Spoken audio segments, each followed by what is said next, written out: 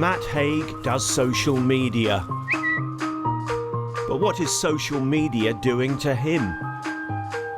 How to get out of bed. Number 1, wake up. Number 2, pick up phone. Number 3, stare at phone for 72 minutes. Number 4, sigh. Number 5, get out of bed. Alternatively, once in a while, try skipping stages 2 to 4. The book starts with me sort of in the middle of a Twitter spat with someone who I'd never meet.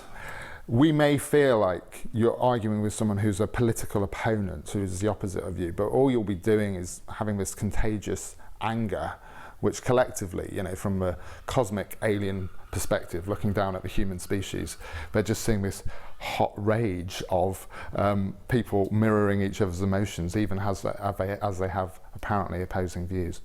Now you say, allowing for poetic license and comedic license, there are days when I'd find it easier to talk North Korea out of its nuclear weapons program than to talk myself out of checking social media 17 times for breakfast.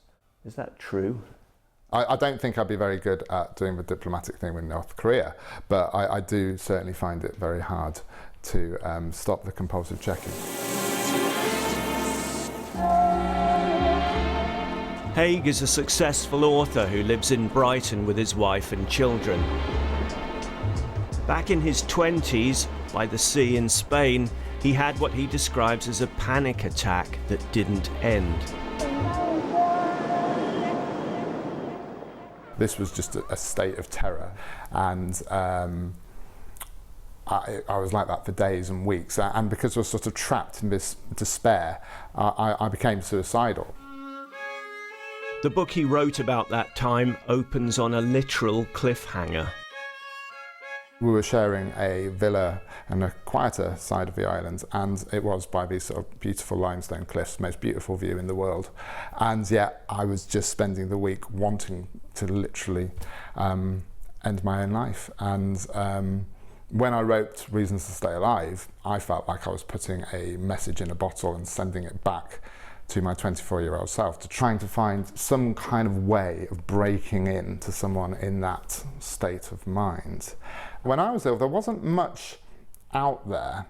And for the layman? For the layman, absolutely. There was stuff you could read about depression, but a lot of it would end up making you more depressed, because however good or well written it was, it often wasn't presented as hope. You know, I wanted to see if there was a way of writing about depression that wasn't depressing.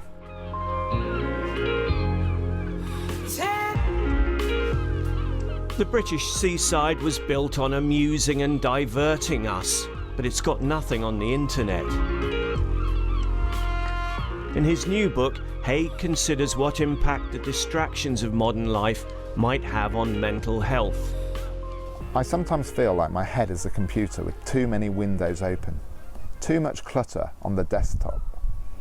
There's a metaphorical spinning rainbow wheel inside me, disabling me, and if only I could find a way to switch off some of the frames, if only I could drag some of the clutter into the trash, then I'd be fine. But which frame would I choose when they all seem so essential? How can I stop my mind being overloaded when the world is overloaded?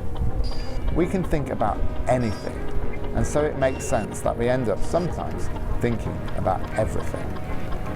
We might have to, sometimes, be brave enough to switch the screens off.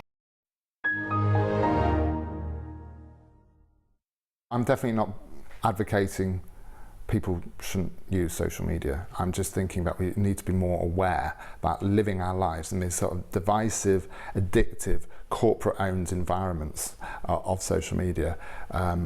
Might be having some health consequences. I mean, be careful. You know, I'm not saying don't eat ice cream, but if you're eating ice cream for 6 hours in a row before you get out of bed, it's probably not the best thing for you. Brilliant idea. No. Yeah. We'll keep this down to under 6 hours then. I'd like a Mr. Whippy, really. Haig's writing on mental health has had enormous reach, but is the message getting through everywhere? Theresa May, soon after becoming Prime Minister, talked about mental health as a priority for her. Lots of big employers talk about it now. That's all a step in the right direction, is it, or not enough?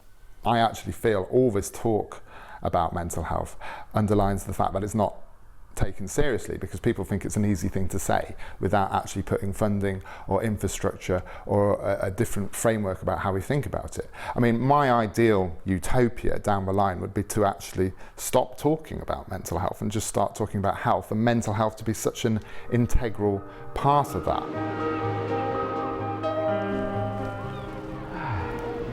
I feel like we're in this transitional period where so many of us feel like we've got one foot in the sort of digital nowhere and one foot in reality, and we're sort of living this sort of dual existence. So I was finding it very hard to be at home when I was at home, and I wouldn't say I'm 100% there yet, but I'm saying I'm better than I was.